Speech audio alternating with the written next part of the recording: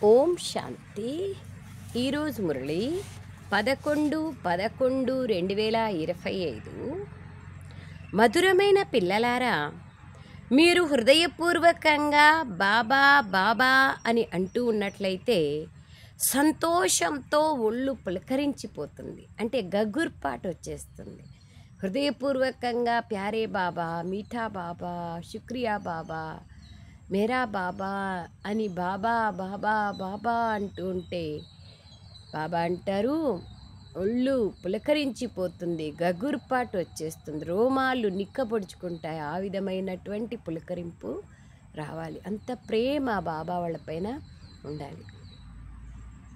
సంతోషంగా ఉంటే మాయాజీతులుగా అయిపోతారు. సంతోషమే సగం బలం కదా. సంతోషం లేకుండా బేజారుగా అట్లా ఇట్లా ఉంటే ఏమవుతుంది? బాబా అంటారు, ఆటోమేటిక్గా ప్రాప్తి అనేది ఉండదు కదా. సంతోషం ఉంటే అన్నీ మర్చిపోతాం, దాని గురించి ఇంకా ఆలోచించాం. ఏదున్నా ఏది లేకపోయినా నడిపిస్తూ ఉంటాం. అది ఇంపార్టెంట్. అందుకయ్యే బాబా అంటారు, సంతోషంగా ఉంటే మాయాజీతులుగా అయిపోతారు. ఇంపార్టెంట్ మాయాజీత్ కదా. మాయాజీత్ మన జీతే మాయాజీత్. మనస్సును జయిస్తే మాయ జయించినట్లే.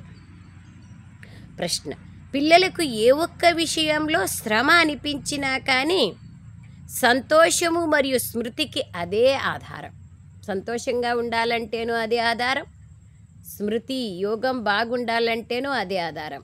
భలే కష్టమే అది, కానీ కష్టపడాల్సిందే. అది జీవించినన్నాళ్ళు ఆఖరి శ్వాస వరకు కష్టపడాల్సిందే. ఆ కష్టం ఏం కష్టం తెలిసే ఉంటుంది. జవాబు: ఆత్మాభిమానులుగా అవ్వడంలోనే పరిశ్రమ ఉంది. కానీ దీని ద్వారానే సంతోషం అనే పాదరసం పైకెక్కుతుంది. మధురమైన బాబా గుర్తుకొస్తారు. ఆత్మాభిమానిగా ఉంటేనే బాబా గుర్తుకొస్తారు. మాయ మిమ్మల్ని దేహాభిమానంలోకి తీసుకొస్తూ ఉంటుంది. శక్తివంతులతో మాయ కూడా శక్తివంతంగా పోట్లాడుతుంది. ఇందులో తికమక పడకూడదు. పిల్లలు, తుఫాన్లను చూసి భయపడకండి. కేవలం కర్మేంద్రియాలతో ఎటువంటి వికర్మలను చేయకండి అని బాబా అంటారు. కర్మేంద్రియాలతో ఎటువంటి చెడు కర్మలు చేయకూడదు. తుఫాన్లు రాన్లే, మనసులో వచ్చినా కూడా అక్కడికే సమాప్తం చేసేయండి. మాయ శక్తివంతంగా ఎంత పెద్ద పీజీ రాస్తూ ఉంటారు, ఎంత పెద్ద చదువు అంత పెద్ద ఎగ్జామ్ కదా. నా స్థితి ఎంత ఉన్నతంగా అవుతూ ఉంటే అంత పెద్ద పరీక్షలు రాయాలి కదా. మాయ కూడా అంతే పెద్దగా వస్తుంది. ఎక్కడైనా పీజీ చదివి ఎంఎస్సి ఎంఫిల్ చదివే వాళ్లకు 10th క్లాస్ ఎగ్జామ్స్ ఉంటాయా? ఉండవు కదా. ఎంత పెద్ద తరగతి, ఎంత పెద్ద చదువు, అంత పెద్ద ఎగ్జామ్, అంత పెద్ద పదవి. ఎంత పిండికి అంత రొట్టె. వికర్మలు చేయకండి అని బాబా అంటారు. ఓం శాంతి. ఆత్మిక తండ్రి ఆత్మిక పిల్లలకు అర్థం చేయిస్తున్నారు, లేదా శిక్షణనిస్తున్నారు, చదివిస్తున్నారు. చదివించే తండ్రి సదా ఆత్మాభిమానియే అని పిల్లలకు తెలుసు. ఆయన శరీరంలోకి వచ్చినా కూడా ఆయనకు శరీర భ్రాంతే ఉండదు. ఆ విధంగా మనం కావాలి. శరీరంలోకి నేను ఆత్మ వచ్చినా దీంట్లో ఓటమి, గెలుపు, దుఃఖము, చింత, సుఖము ఏమీ ఉండకూడదు. అది బాబా అంటున్నారు. పిల్లలకు తెలుసు, తాను నిరాకారుడు, దేహాన్ని తీసుకోరు, పునర్జన్మల్లోకి రారు. పిల్లలైన మీరు నా సమానంగా స్వయంని ఆత్మగా భావించాలి. నేను పరమపితను, పరమపిత అయినా నాకు దేహం లేదు. వారిని ఆత్మాభిమాని అని కూడా అన్నారు. నా దేహం ఉంటే కదా ఆత్మాభిమాని అనేకి. దేహము లేదు, దేహ భ్రాంతి లేదు, సదా ఒకే రకంగా ఉంటాడు ఆయన. తాను నిరాకారుడు, నాకు శరీరము నా దేహము లేదు, మీకైతే మీ దేహం ఉంది. కావున ఇప్పుడు నా సమానంగా దేహము నుండి అతీతంగా స్వయంని ఆత్మగా భావించండి. మన దేహం కూడా ఎందుకుంది? సేవ కోసం ఉంది, బాబాని ప్రత్యక్షం చేయడం కోసం ఉంది. అనేక దేహాలు మార్చినాను, అట్లే ఇట్లా లాస్ట్ దేహంలోకి వచ్చినాను. అంతేగాని నాకు దేహం ఉంది అంటే దేహ భ్రాంతిలో ఉండమని కాదు కదా. అది బాబా అంటున్నారు. మీకైతే దేహం ఉంది కావున ఇప్పుడు నా సమానంగా దేహము నుండి అతీతంగా స్వయంని ఆత్మగా భావించండి. ఇది ఇంపార్టెంట్. విశ్వాధిపతులుగా కావాలంటే ఎటువంటి కష్టమైన విషయము లేదు. దేహాభిమానాన్ని వదిలి నా సమానంగా అవ్వండి. విశ్వాధిపతులుగా కావాలంటే ఏ కష్టము లేదు. సింపుల్ చూడండి. కానీ ఇది చేయాలంటే సంపూర్ణ సమర్పిత భావన ఉండాలి. బాబా ఎంత బాగా చెప్తున్నారు. నా సమానంగా కావాలన్నా ఆత్మాభిమానిగా కండి, మరియు విశ్వాధికారిగా కావాలన్నా ఆత్మాభిమానిగా కండి. దేహాభిమానాన్ని వదిలి నా సమానంగా అవ్వండి. ఎల్లప్పుడూ బుద్ధిలో నేనొక ఆత్మను తండ్రి చదివిస్తున్నారు అనేది గుర్తుండాలి. బాబా నిరాకారులు కనుక వారు మనల్ని ఎలా చదివిస్తారు? ఎవరి ముఖార విందంగా చదివించాలి కదా. కావున తండ్రి ఈ శరీరంలోకి వచ్చి చదివిస్తారు. బ్రహ్మ శరీరంలోకి గోముఖముని చూపిస్తారు కదా. గోముఖము నుండి గంగ వెలువడదు. ఎట్లొస్తుంది? గోవు నుండి పాలు వస్తాయి కానీ గోవు నోటి నుంచి జలం ఎట్లా వస్తుంది? చూపించినారు కదా. అక్కడ నీళ్ళు వచ్చే జాగాలో గోముఖాన్ని పెట్టేసినారు. బాబా అంటారు గంగ వెలువడదు. మాతను కూడా గోమాత అని అంటారు కదా. మీరందరూ గోవులే. ఈ బ్రహ్మ గోవు కాదు, ఎద్దు. ముఖము ద్వారా జ్ఞానం లభిస్తుంది. తండ్రికి గోవు లేదు కదా, ఎద్దునే రథంగా చూపిస్తారు. వారైతే శివశంకర్లు ఒక్కరే అనేస్తున్నారు. శివశంకర్లు వేరు వేరు అని పిల్లలైన మీరు అర్థం చేసుకున్నారు. శివుడు ఉన్నతోన్నతమైన వాడు. ఆ తర్వాత బ్రహ్మ విష్ణు శంకర్లు. బ్రహ్మ సూక్ష్మవతన్ నివాసి. పిల్లలైన మీరు విచారసాగర మంథనం చేసి పాయింట్లను వెలికి తీసి వివరించాల్సి ఉంటుంది. అలాగే నిర్భయులుగా కూడా కావాలి. జ్ఞానం చెప్పడానికి భయం అవసరం లేదు. పిల్లలైన మీకే సంతోషం ఉంది. మేము ఈశ్వరుని విద్యార్థులం, మమ్మల్ని తండ్రి చదివిస్తున్నారని మీరు అంటారు. ఓ పిల్లలు, నేను మిమ్మల్ని రాజాదిరాజులుగా తయారు చేసేందుకు చదివిస్తాను అని మీరంటారు. ఓ పిల్లలు, నేను మిమ్మల్ని రాజాదిరాజులుగా తయారు చేసేందుకు చదివిస్తానని భగవాన్ వాచ ఉంది. ఎక్కడికి వెళ్ళినా, సెంటర్లకు వెళ్ళినా బాబా మమ్మల్ని చదివిస్తున్నారనేదే బుద్ధిలో ఉంటుంది.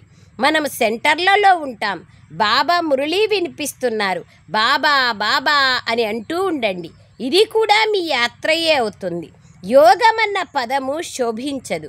మనుష్యులు అమర్నాథ్ యాత్ర, బద్రీనాథ్ యాత్ర వెళ్లేందుకు కాలినడక పైన వెళ్తారు.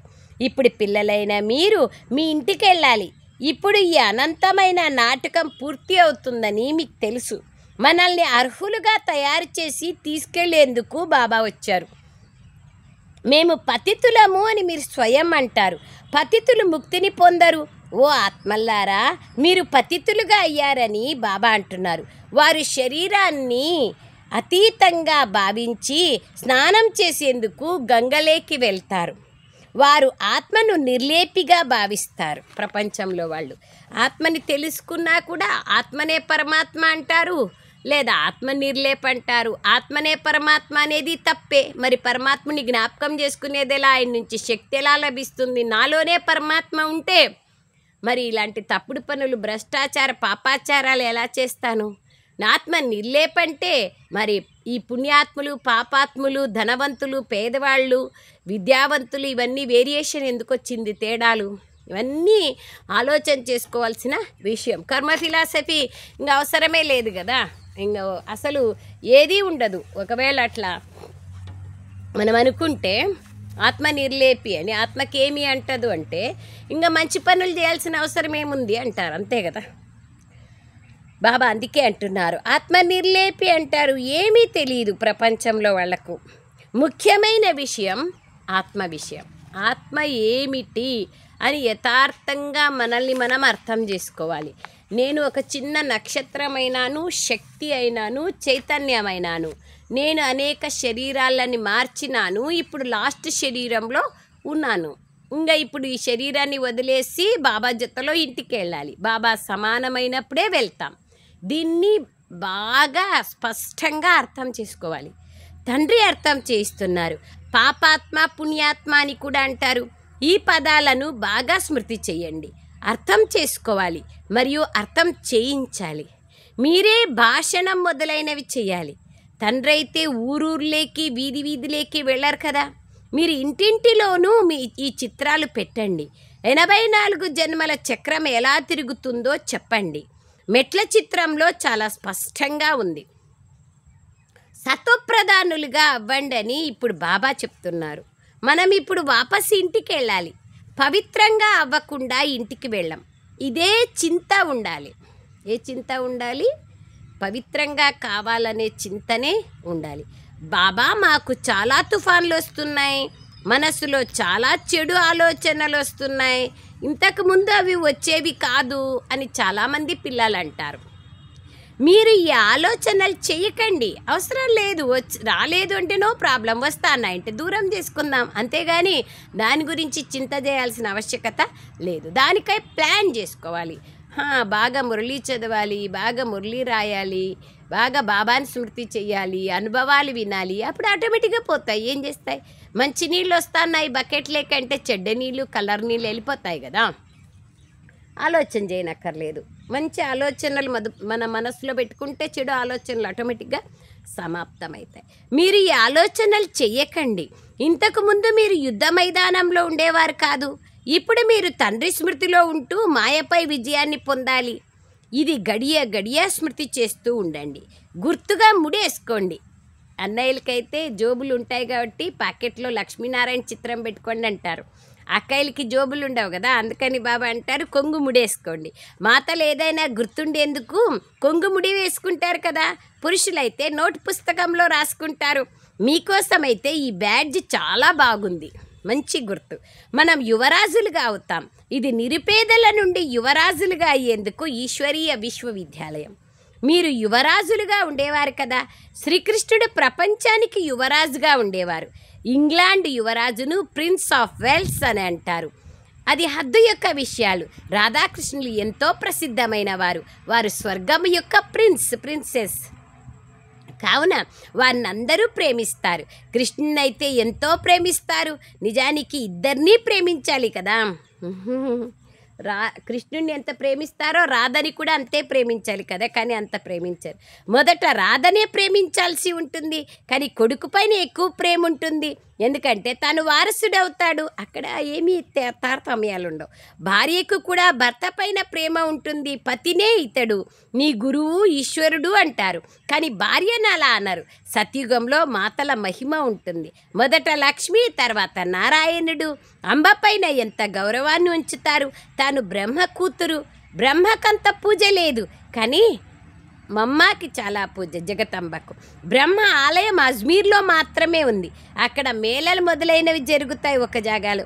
అంబ మందిరంలో కూడా మేళలు జరుగుతాయి. నిజానికి ఆ మేళలన్నీ చాలా స్పష్టంగా చెప్తున్నారు బాబా. నిజానికి ఆ మేళలన్నీ మైలగా అయ్యేందుకే. ఎక్స్టర్నల్ కదా, ఇంటర్నల్ ఎక్కడుంది చెప్పండి నాకు. ఎక్కడికైనా పోండి, మీరు గంగా నదిలో స్నానం చేస్తారు, రైట్. కానీ ఇంటర్నల్గా నా మనస్సుని జ్ఞాన గంగలో ముంచితే తప్ప పాపాలు భస్మం కావు కదా. ఒకవేళ అట్లా గంగానదిలో మునిగితే పావనమైతే గంగానది తీరంలో ఉండేవాళ్ళు బట్టలు కూడా దాంట్లోనే ఉతుక్కుంటారు. వాళ్ళు ఇంకెంత పావనం కావాలా? ఇవన్నీ ఆలోచన చేసే మాటలు, జ్ఞానం యొక్క రహస్యాలతో కూడిన మాటలు. ఈ మేళ స్వచ్ఛంగా అయ్యేందుకు, బాబాతో మిలనం స్వచ్ఛంగా అయ్యేందుకు మీరు స్వచ్ఛమైన తండ్రిని స్మృతి చేయాలి. నీటి ద్వారా పాపాలు నాశనం అవ్వవు. గీతలో కూడా మన్మనాభవాని ఉంది. అక్కడ నీళ్ళల్లో మునగండి అని లేదు కదా. మన్మనాభవాని పంచతత్వాలకు మనం వాల్యూ ఇవ్వాల్సిందే తప్పకుండా. సంగమానికి గుర్తే అక్కడ నదులు సాగరంలో కలిసేటువంటి స్థానానికి గుర్తే అక్కడ కుంభమేళలు లేదా జీవనదుల యొక్క వాల్యూ ఉంది.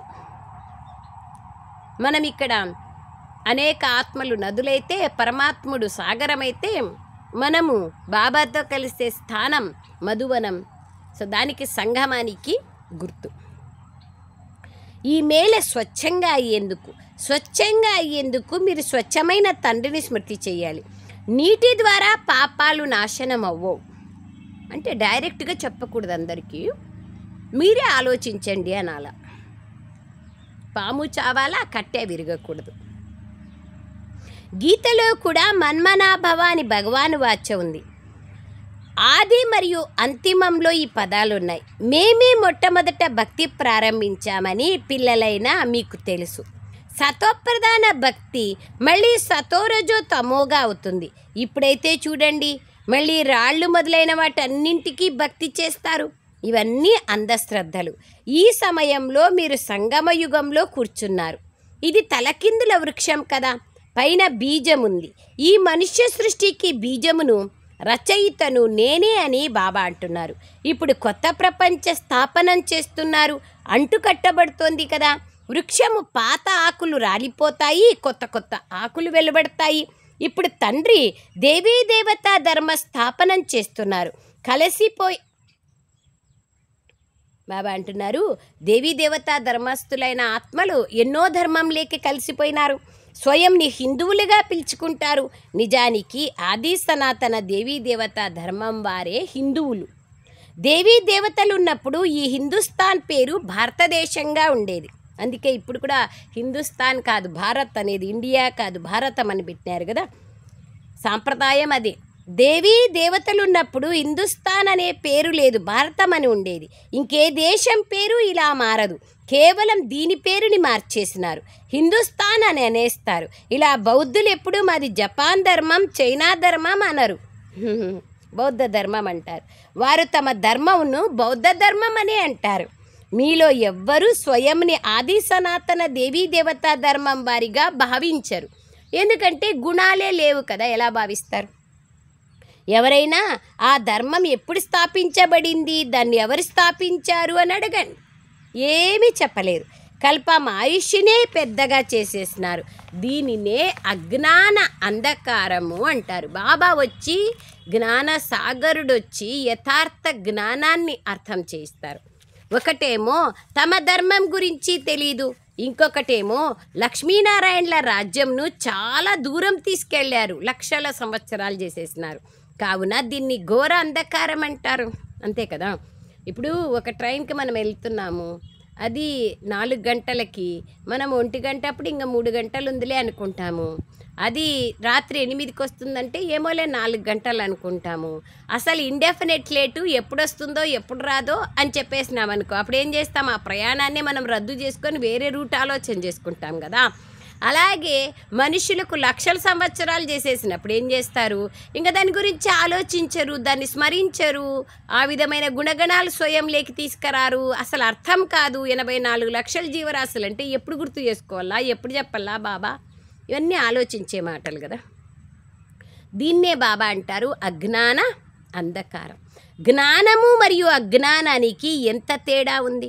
జ్ఞాన సాగరుడు ఒక్క శివబాబానే. వారి నుండి జ్ఞానమును ఒక చెంబులో తీసుకున్నట్లు అవుతుంది, అంతే కదా.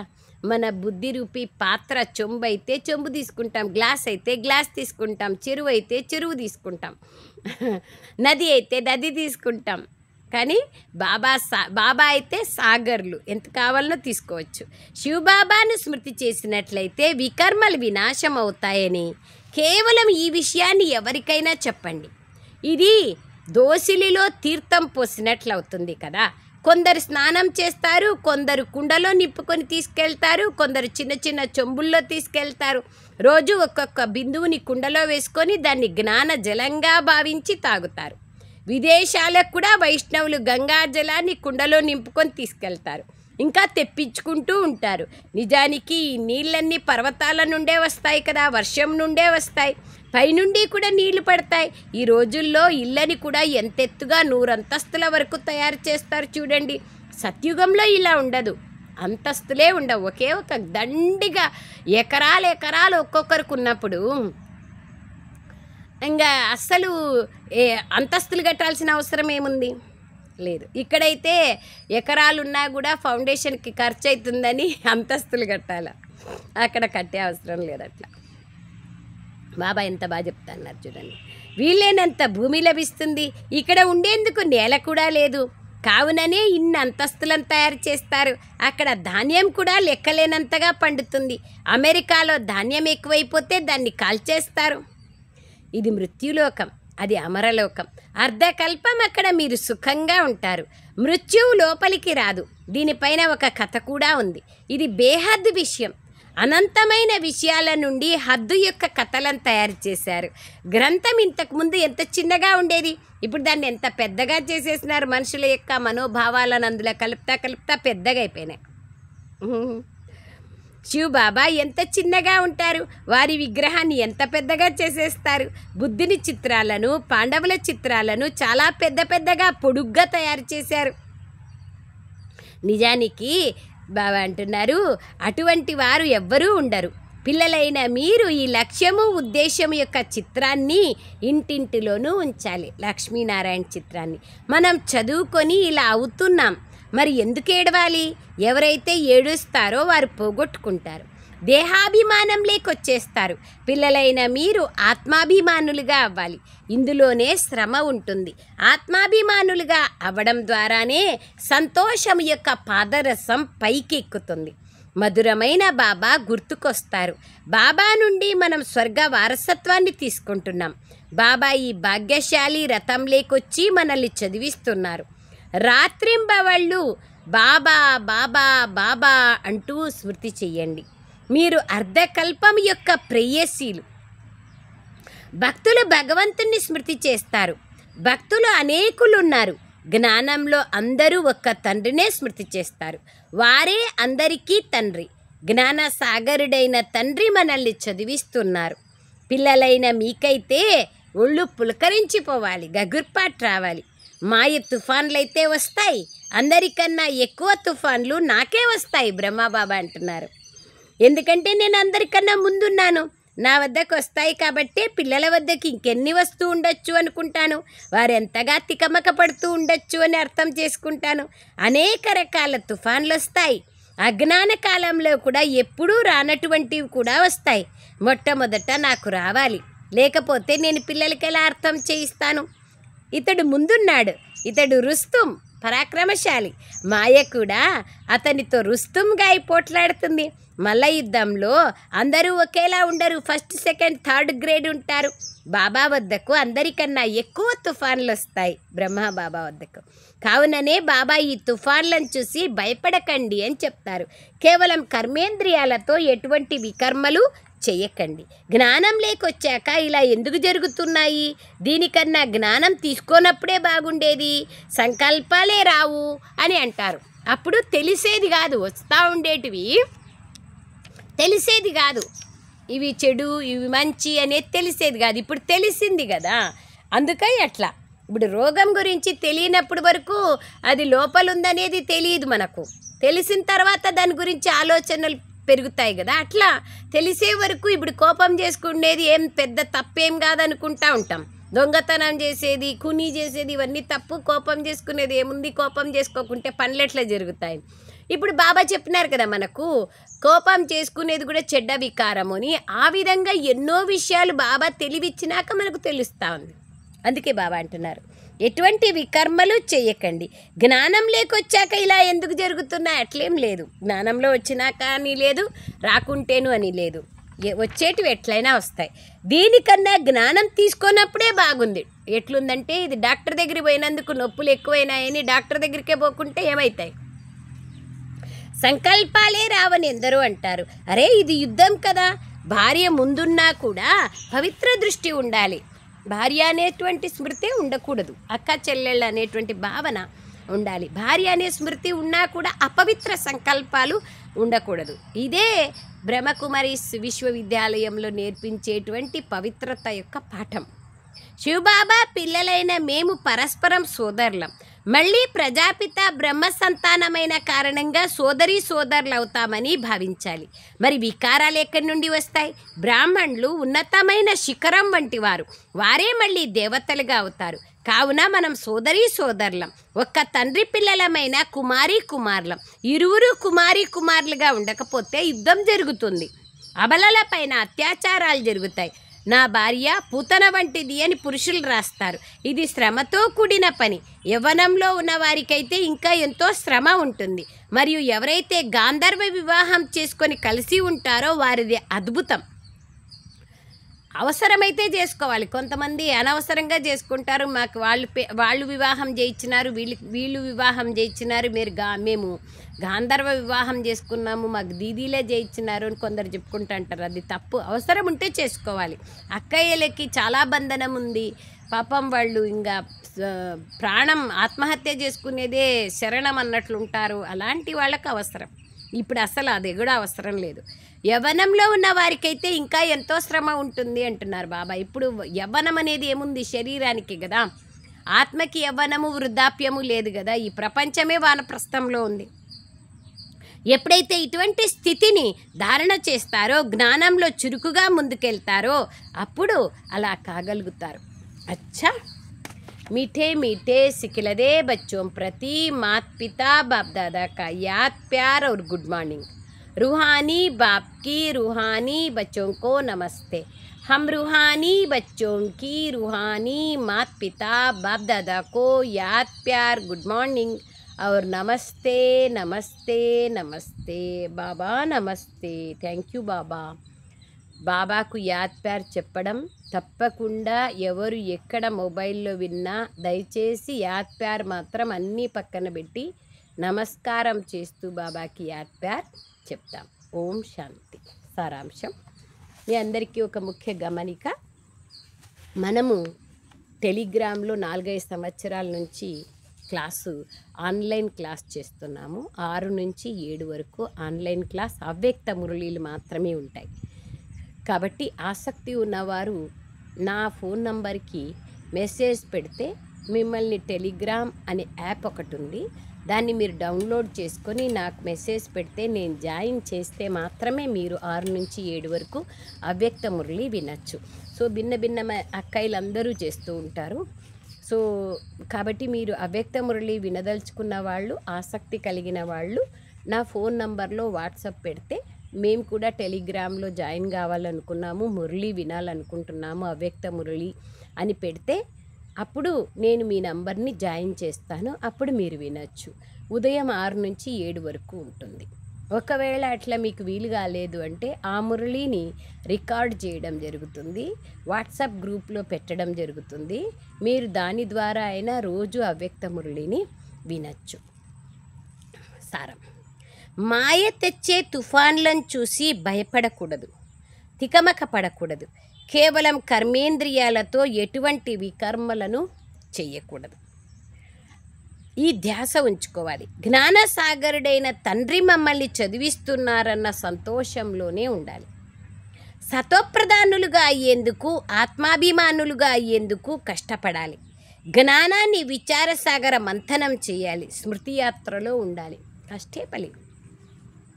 వరదానం: శుభచింతన ద్వారా జ్ఞానసాగరంలో ఇమిడిపోయే అతీంద్రియ సుఖపు అనుభవీలుగా కండి. శుభచింతన చేయండి. శుభచింతన చేస్తూ చేస్తూ జ్ఞానసాగరంలో ఇమిడిపోండి. అప్పుడే అతీంద్రియ సుఖం అనేది అనుభవం అవుతుంది. హ్యాపీనెస్, ఇంటర్నల్గా ఆంతరంగిక ఆనందము. అసలు ఎంత సమయం అయిపోయింది, ఎట్లయిపోయిందబ్బా, ఎక్కడ కూర్చున్నాను అనేది కూడా తెలియదు, నాకు అన్నీ మర్చిపోతాను. అలాంటి స్థితి అతీంద్రియ సుఖము యొక్క ఆనందాన్ని అనుభవం చేస్తాను. అది బాబా అంటున్నారు. సాగరంలో లోపలుండే జీవజంతువులు సాగరంలోనే ఇమిడిపోయి ఉంటాయి. బయటికి రావాలని కోరుకో. చేప కూడా నీటి లోపలే ఉంటుంది. సాగరము లేదా నీరే దాని ప్రపంచం. అలా పిల్లలైన మీరు కూడా శుభచింతన ద్వారా జ్ఞానసాగరుడైన తండ్రిలో సదా ఇమిడిపోయి ఉండండి.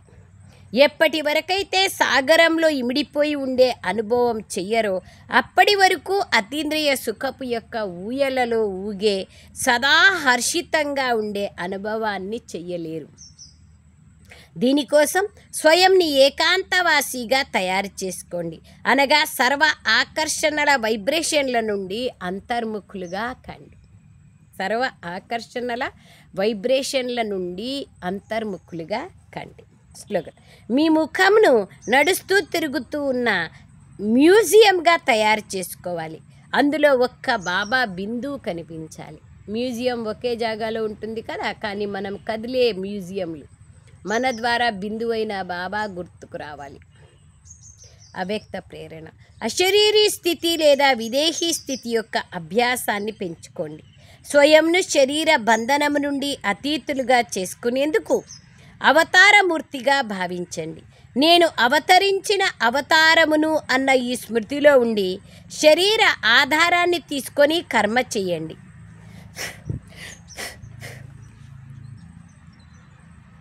కానీ కర్తాస్థితి యొక్క భ్రాంతి నుండి అతీతమై కర్మ చేయండి.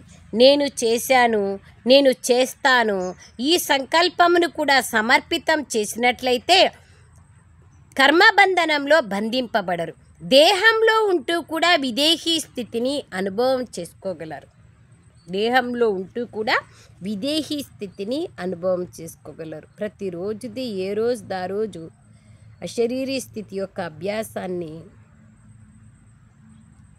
గుర్తులో పెట్టుకొని చేస్తూ పోతే తొందరగా మనం అశరీరీ విదేహీ స్థితిని అనుభవం చేసుకోగలం. నేను అవతరించిన ఆత్మను, నేను నిమిత్త మాత్రంగా కర్తవ్యం చేస్తున్నాను, కర్మ చేసేకొచ్చినాను, కర్మ నుంచి అతీతంగా కావాలి. అప్పుడే విదేహీ స్థితి అనుభవం అవుతుంది. అచ్చా, ఓం శాంతి. ఒక చిన్న గమనిక, ఇక్కడ పుట్టపర్తిలో మనము ఒక 10 రూములు తయారు చేస్తున్నాము. ఎవరైనా వచ్చి ఉండడానికి ఎప్పుడైనా వచ్చి ఉండొచ్చు. దానికోసం ఇప్పుడు ఫౌండేషన్ వరకు వచ్చింది. ఆసక్తి కలిగిన వాళ్ళు ఈ ఫోన్ నంబర్కి ఫోన్పే ఉంది. మీరు ఎవరైనా ఎంత ఇంత అని కాదు, ఎవరైనా ఎంతైనా సేవ చేయొచ్చు. Thank you. ఓం శాంతి.